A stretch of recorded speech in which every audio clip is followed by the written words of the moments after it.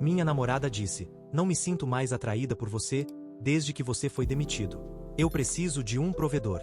Então aceitei a oferta de emprego remoto que estava mantendo em segredo, e quando ela viu minha atualização no LinkedIn, pediu para voltar. Já se perguntou como é assistir alguém cavar a própria cova social com uma retroescavadeira, enquanto você observa tudo sentado na cadeira de praia mais confortável do mundo, tomando uma margarita? Deixe-me dizer, é melhor que terapia. E onde eu moro, terapia custa $200 por hora.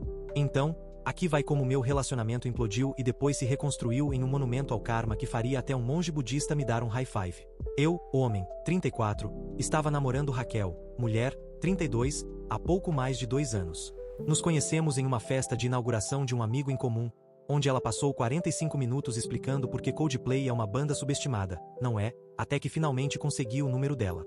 A química foi imediata, e nos mudamos para morarmos juntos depois de 9 meses. Nosso contrato de aluguel em Chicago estava no nome de ambos, com o valor dividido proporcionalmente à renda. Eu pagava 60%, ela pagava 40%. Raquel trabalhava em vendas farmacêuticas, algo que ela fazia questão de lembrar a todos dentro de 4 minutos de conversa. Eu era desenvolvedor sênior em uma empresa fintech de médio porte chamada Money Matrix. Não é o nome real, mas é parecido. Meu trabalho era ok. Nem incrível, nem horrível, apenas ok. O salário era bom, o trabalho às vezes interessante, e meu chefe só me fazia pensar em mudar de carreira uma vez por mês. Então vieram as demissões em massa do setor de tecnologia em 2023. Em uma terça-feira sombria de março, todo o escritório recebeu uma mensagem no Slack marcando uma reunião geral às 9h30. Nunca, na história do mundo corporativo, uma reunião geral inesperada trouxe boas notícias. É como quando o médico diz: precisamos conversar sobre os resultados dos seus exames. Ele não está te ligando para dizer que suas células sanguíneas são excepcionalmente atraentes.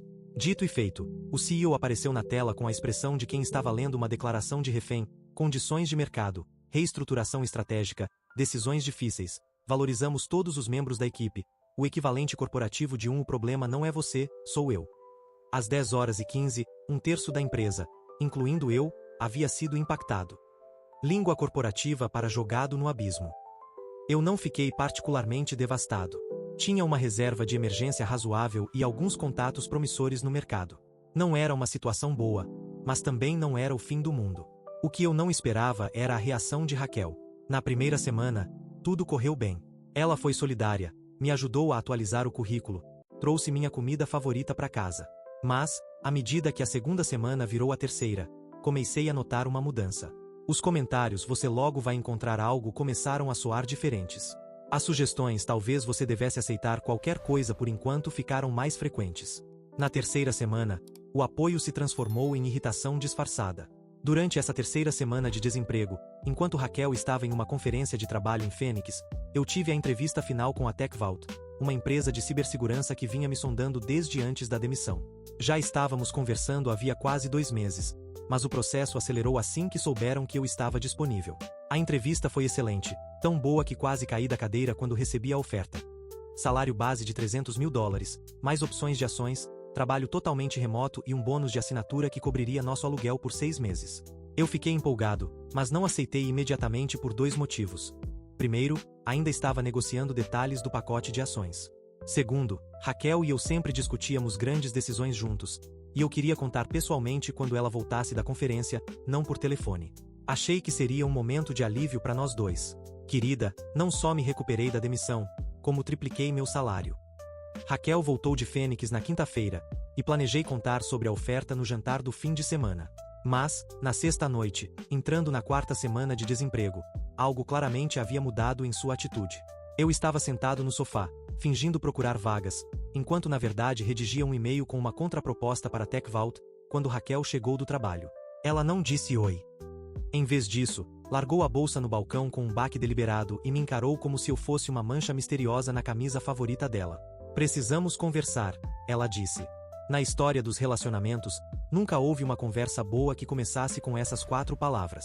Ela se sentou na outra ponta do sofá, alisou a saia, como quem se prepara para uma apresentação formal, e respirou fundo.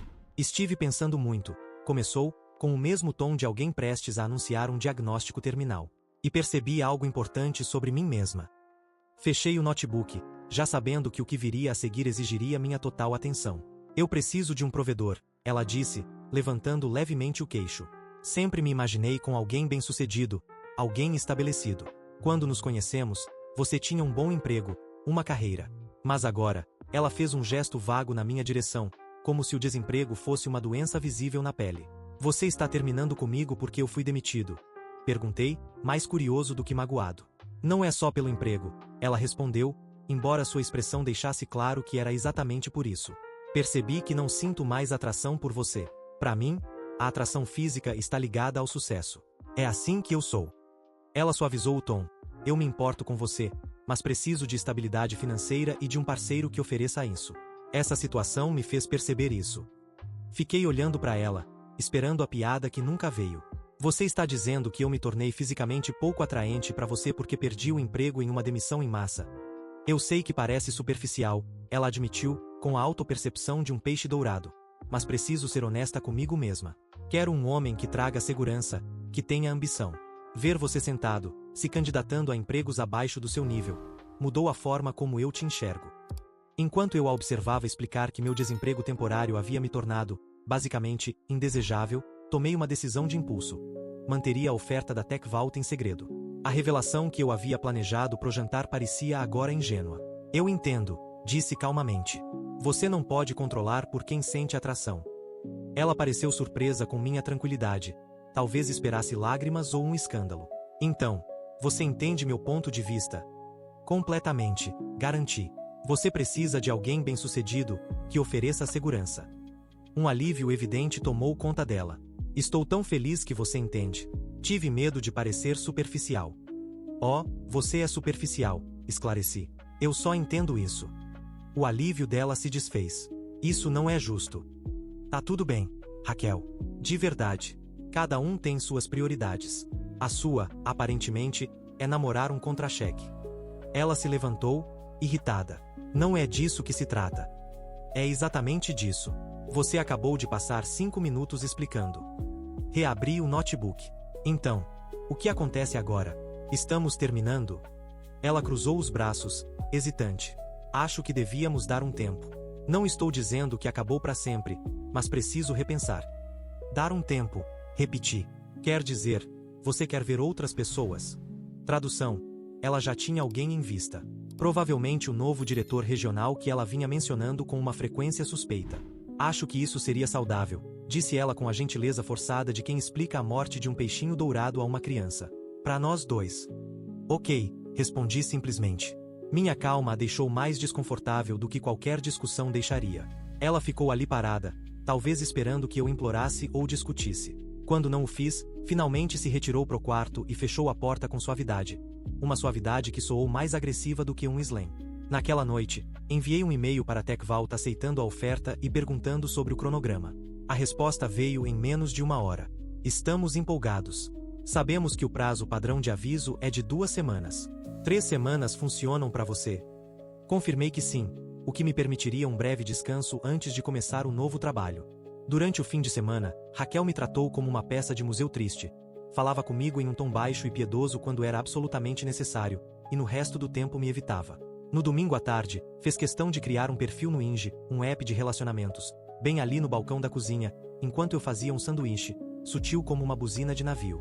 Na segunda de manhã, ela já tinha contado a pelo menos 3 amigos em comum sobre a situação. Sei disso porque recebi uma mensagem preocupada do meu amigo Chris. Fiquei sabendo de você e da Raquel. Complicado o lance do emprego. Cara, me avisa se quiser sair para tomar uma cerveja. Eu não o corrigi. Apenas respondi. Valeu, mano. Ainda tentando resolver as coisas. Deixei Raquel controlar a narrativa, por enquanto. Naquela segunda, comecei a me preparar para o novo trabalho.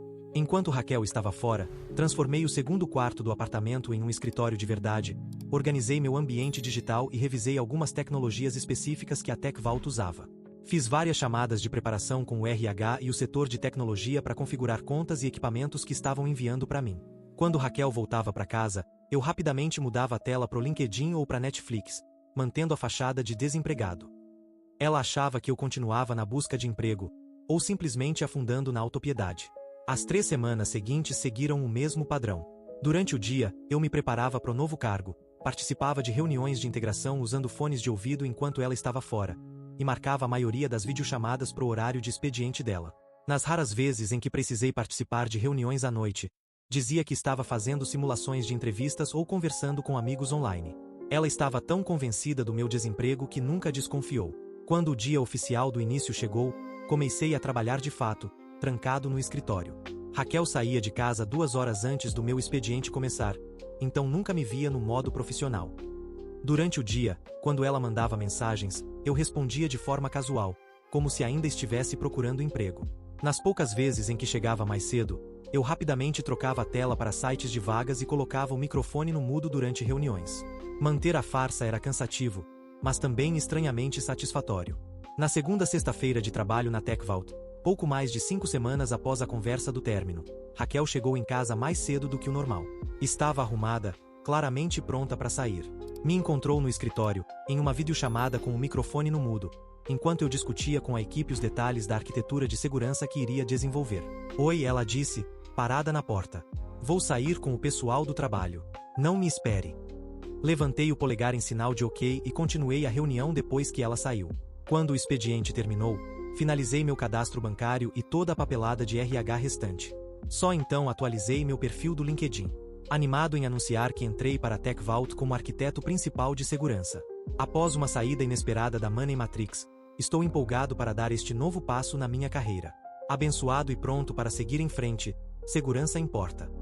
Incluí o logotipo da empresa e certifiquei-me de que o perfil estava configurado para notificar minha rede sobre a atualização. Sabia que o algoritmo do LinkedIn não dispararia o aviso para todo mundo de uma vez. As notificações aparecem aos poucos, ao longo de horas ou dias. Perfeito pro meu plano. Depois, pedi uma tonelada de comida tailandesa, abri uma cerveja e esperei o show começar. A primeira mensagem chegou por volta das 22h30, de um ex-colega. Cara, TechVault. Que conquista! Parabéns! À meia-noite, meu celular já tinha uma enxurrada de notificações, conforme amigos e conhecidos viam a novidade. Respondi a todos com educação, mencionando sempre que o novo cargo era um avanço significativo em responsabilidade e remuneração, sempre que cabia. Raquel só mandou mensagem na manhã seguinte. Acabei de ver seu LinkedIn. Precisamos conversar. Não respondi. Ela tentou de novo algumas horas depois. Você vai mesmo me ignorar depois que eu descobri que ficou mentindo pra mim? Ainda assim, não respondi. Mais tarde, à noite. Tô indo pra casa. Precisamos conversar agora. Coloquei o celular no modo silencioso e fui dormir no quarto de hóspedes, porta trancada. Na manhã seguinte, acordei com o barulho de Raquel batendo panelas na cozinha. Destranquei a porta e saí, encontrando ela fazendo café com a energia agressiva de quem talvez cogitasse usar a cafeteira como arma. Bom dia, disse eu, casualmente, pegando uma caneca. Ela se virou bruscamente, com os olhos semicerrados. Quando é que você ia me contar sobre o emprego? Não ia, respondi, honestamente. Você deixou bem claro que meu status profissional afetava sua atração por mim. Essa é uma informação valiosa sobre o seu caráter. Algo que eu não teria descoberto de outra forma. Então você mentiu pra mim por quê? Por vingança mesquinha. Não menti. Só não corrigi suas suposições. Dei um gole no café. E não é vingança. É clareza. Clareza? O que isso significa? Significa que agora eu entendo claramente o que importa pra você. Não sou eu, é o que eu posso te oferecer. E isso é uma informação muito útil para decidir se um relacionamento deve continuar ou não. A expressão dela mudou. A raiva deu lugar a algo calculista. Olha, eu fiquei chateada com a demissão. Disse coisas que não queria dizer. Você sabe que me importo com você, não com o seu emprego. Não foi o que você disse mês passado. Você foi bem explícita ao dizer que não se sentia mais atraída por mim por causa da demissão. Eu estava frustrada. As pessoas dizem coisas que não querem quando estão frustradas. A questão é que, Raquel, eu acho que você quis dizer, sim. E tudo bem. Você tem direito às suas prioridades, elas só são diferentes das minhas. Ela mudou de tática. A voz ficou suave. Podemos simplesmente recomeçar? Esse emprego parece incrível. Quero ouvir tudo, quero comemorar com você. A questão é a seguinte, respondi, mantendo o tom leve. Eu não quero comemorar com alguém que estava pronta para me descartar por causa de um contratempo temporário. Relacionamentos não funcionam assim. Você está sendo ridículo. Eu nunca disse que ia te descartar. Você criou um perfil no Inge na frente do balcão da cozinha. Disse aos nossos amigos que estávamos dando um tempo porque eu estava desempregado. Eu só estava te dando espaço para resolver as coisas. Não, você estava se precavendo. E agora que descobriu que eu tenho um emprego que provavelmente triplica o salário anterior, de repente quer conversar e recomeçar. O rosto dela ficou vermelho. Triplica? Tá falando sério? O fato de esse ser o único detalhe que ela absorveu me disse tudo o que eu precisava saber. Raquel, falei o mais gentilmente que pude. Acho que você devia seguir com seu plano de ver outras pessoas. De preferência alguém cujo valor para você não mude de acordo com o número do contra-cheque. Você não pode simplesmente terminar assim, protestou. Foram 2 anos juntos, e você vai jogar tudo fora por causa de um comentário. Não foi um comentário. Foi uma visão de mundo. Você me mostrou quem você é, e eu acredito em você. Os dias seguintes foram uma espécie de guerra fria. Raquel oscilava entre me ignorar completamente e fazer tentativas desesperadas de reconciliação, incluindo uma aparição constrangedora de lingerie no meu escritório doméstico, cena que ainda tento apagar da memória. É difícil se sentir seduzido por alguém quando você ainda consegue ouvir na cabeça a frase "não me sinto mais atraída por você". Aos poucos, a notícia do meu novo cargo se espalhou pelo nosso círculo de amigos. O algoritmo do LinkedIn garantiu que as notificações fossem aparecendo aos poucos, o que criou uma revelação lenta, e honestamente, mais satisfatória do que um anúncio instantâneo. De repente, a narrativa mudou. Eu já não era mais o pobre John que foi demitido e largado. Agora eu era o John que conseguiu um emprego incrível enquanto a Raquel tentava pular para outro galho. Eu não corrigi nenhuma das versões, mas também não fiz nada para desencorajar a segunda. Raquel, percebendo que sua reputação estava desmoronando, tentou uma nova abordagem: reescrever a história. Começou a dizer aos amigos que nunca havia falado nada sobre o meu desemprego, que eu havia entendido mal suas preocupações, que na verdade eram sobre minha atitude durante a busca de emprego. Segundo essa nova versão, ela sempre tinha sido solidária, e eu é que tinha mudado quando consegui o novo cargo, ficando arrogante e materialista. Felizmente, Raquel mesma tinha feito um ótimo trabalho de me pintar como coitado desempregado para esses mesmos amigos, então sua mudança repentina de discurso não convenceu ninguém. Uma amiga, Melissa, até me ligou. Raquel disse que você estava quase em depressão por causa da demissão, mas agora tá dizendo que virou um babaca depois do emprego novo. Nada faz sentido. Contei a Melissa a verdade, sem exageros. A diferença entre minha história consistente e a narrativa cambiante de Raquel não ajudou em nada o caso dela. Depois de 2 semanas de tentativas cada vez mais desesperadas de reconciliação, Raquel finalmente aceitou que tinha acabado. Tivemos uma conversa constrangedora sobre o contrato de aluguel. Ainda restavam 4 meses. Como o contrato estava no nome dos dois, precisávamos de uma solução formal. Entrei em contato com o proprietário, expliquei a situação e me ofereci para assumir o contrato sozinho, já que minha nova situação financeira permitia. O proprietário foi compreensivo. Aparentemente, separações de casais eram motivo comum para alterações de contrato. Tivemos uma reunião com ele, assinamos os papéis transferindo o contrato para o meu nome e o depósito de segurança da parte dela para mim. Ficou combinado que Raquel se mudaria até o fim do mês seguinte, um prazo de 30 dias para achar outro lugar. Ela já tinha começado a procurar, inclusive, e tinha marcado visita em um prédio de um amigo, provavelmente parte do plano de fuga que começou enquanto ela achava que eu estava quebrado. Agora, ela apenas seguiu com o plano, só que com emoções bem diferentes. O dia da mudança foi surpreendentemente anticlimático. Sem discursos dramáticos, sem tentativas de última hora para me fazer mudar de ideia. Apenas a logística mundana de separar 2 vidas, etiquetar caixas, decidir quem ficava com o liquidificador, perceber que tínhamos mais canecas do que qualquer ser humano precisa. Ela deixou a chave em cima do balcão com um bilhete simples. Sinto muito que tenha terminado assim. Olhei em volta pro apartamento meio vazio e senti uma mistura estranha de alívio e melancolia. Não porque eu sentisse falta dela, mas porque eu lamentava a perda do que achei que o relacionamento era. Naquela noite, pedi comida, sentei no sofá que agora era oficialmente só meu e refleti sobre o desvio de bala que acabei de escapar. Percebi que, se não fosse pela demissão, talvez eu nunca tivesse visto esse lado de Raquel. Poderíamos ter seguido juntos por anos, talvez até nos casado, antes que outra crise revelasse o amor condicional dela. De um jeito estranho, ser demitido foi uma das melhores coisas que já me aconteceu. O epílogo dessa história, devo admitir, foi bem satisfatório. O novo emprego é desafiador, mas recompensador. O modelo 100% remoto me permitiu viajar por um mês enquanto trabalhava, algo que eu sempre quis fazer, mas que Raquel chamava de irresponsável. Aluguei uma casa na Costa Rica, trabalhava de dia e surfava à tarde. Postei fotos da viagem no Instagram, onde Raquel ainda podia ver, já que nenhum dos dois bloqueou o outro. Aquele limbo digital pós-término, em que você não faz mais parte da vida da pessoa, mas ainda não cortou os últimos fios da conexão.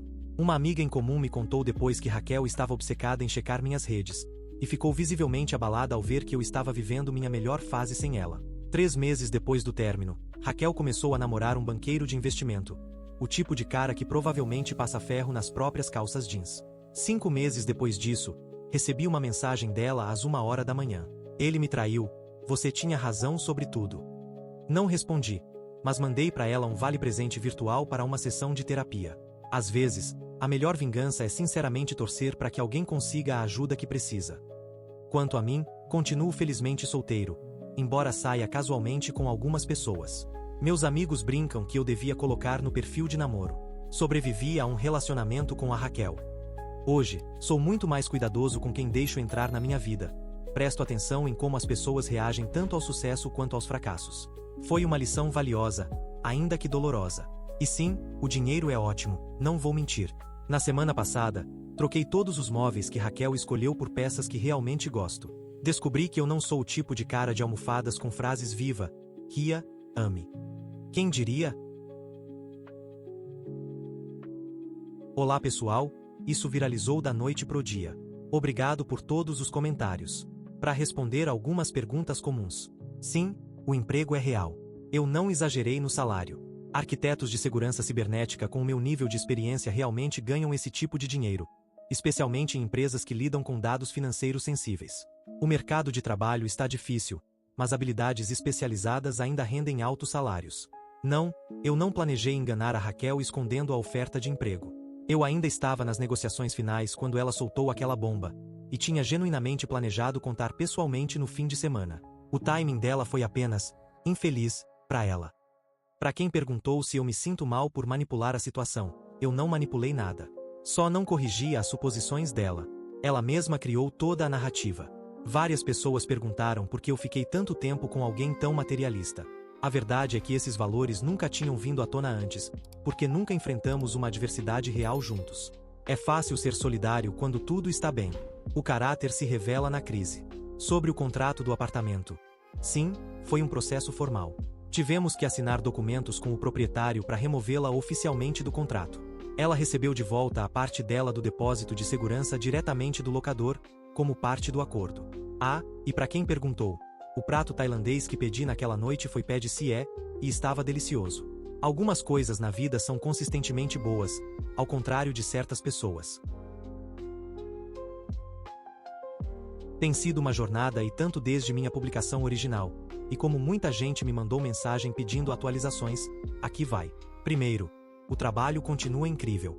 Fui promovido a diretor de arquitetura de segurança, o que trouxe outro aumento salarial e mais opções de ações. O modelo remoto continua sendo um divisor de águas. Trabalhei de 6 países diferentes ao longo do último ano. Aparentemente, sou ainda mais produtivo com vista para o oceano. Quem diria? Raquel ainda aparece de vez em quando, como uma espécie de herpes emocional. Teve mais 3 relacionamentos, que eu saiba, todos seguindo o mesmo padrão. Começo empolgado, bombardeio de amor nas redes sociais, e depois um fim misterioso. Pelo que soube, agora ela está namorando um cirurgião e reformulou completamente sua personalidade, adotando uma nova paixão por humanidades médicas, seja lá o que isso signifique. Ainda temos alguns amigos em comum que, às vezes, me atualizam sobre ela, apesar dos meus protestos de que não preciso de boletim sobre Raquel. A parte mais engraçada aconteceu há cerca de 3 meses. Raquel se candidatou a uma vaga de vendas na TechVault. O setor de tecnologia em Chicago é surpreendentemente pequeno, e a empresa estava em fase de contratações em massa, algo que estava em todas as notícias locais e no LinkedIn. A experiência dela em vendas farmacêuticas até fazia sentido para o setor de segurança voltado para a saúde, então o currículo dela passou pela triagem inicial. Devido às políticas rígidas da empresa sobre conflito de interesses, o RH me procurou proativamente, perguntando se eu tinha algum relacionamento anterior com ela antes de avançarem com o processo. Respondi imediatamente que sim e me retirei oficialmente de qualquer envolvimento na seleção. O protocolo interno significava que eu não receberia nenhuma atualização sobre o andamento do caso. Eu nunca teria sabido o que aconteceu depois, se não fosse por um encontro completamente aleatório na cafeteria do escritório. Eu estava visitando a sede da empresa para uma reunião trimestral e encontrei Marcos, do time de recrutamento de vendas. Durante o almoço, ele comentou casualmente que haviam entrevistado uma representante farmacêutica com um currículo incrível. mas que desabou completamente quando pediram para resolver perguntas básicas de cenário em segurança. Sem saber da nossa ligação, ele contou que haviam descartado uma candidata no dia anterior porque ela não conseguia explicar por que queria migrar para vendas de segurança, especificamente. Só quando ele mencionou a empresa anterior dela é que percebi que estava falando de Raquel. Minha vida pessoal também deu uma guinada agradável. Estou namorando há cerca de 6 meses uma mulher chamada Clary, uma bióloga marinha que conheci enquanto trabalhava remotamente na Costa Rica. Diferente de Raquel, a reação dela quando ouviu sobre minha história da demissão foi reveladora. Deve ter sido uma fase estressante para vocês dois. Transições são difíceis. Sem julgamentos, sem foco no salário, só empatia. Quando comentei que minha empresa estava planejando uma reestruturação, rotineira, sem demissões, ela sugeriu que fizéssemos uma viagem de fim de semana para relaxar, em vez de atualizar o perfil no Inge. É incrível como a pessoa certa te faz perceber o que estava faltando antes. O apartamento também está completamente transformado. Nenhum vestígio de Raquel ficou. Finalmente me livrei daquele sofá desconfortável que ela insistia ser uma peça de destaque, apesar de sentar nele parecer um castigo. Agora, minha casa realmente parece minha.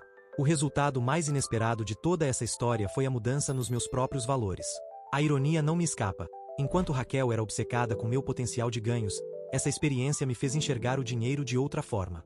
Sim, a remuneração é fantástica.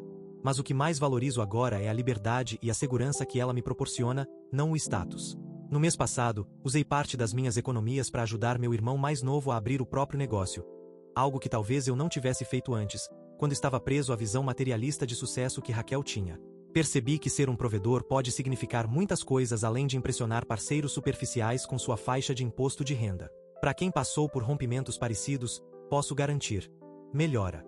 Aquele momento em que você enxerga as verdadeiras prioridades de alguém e percebe que elas não se alinham às suas parece devastador no início, mas é na verdade um presente. Ele te liberta de investir mais tempo em algo que nunca te traria plenitude. Ah, e para quem ficou curioso, sim, ainda peço o mesmo prato tailandês regularmente. Alguns relacionamentos podem ser condicionais, mas o meu relacionamento com o pé de si é eterno. Pelo menos, algumas coisas na vida são confiáveis. E isso é tudo por hoje. Se gostou, deixe um like e inscreva-se para não perder nenhum vídeo novo, e assista mais clicando no vídeo que está aparecendo agora. Até a próxima. Cuidem-se.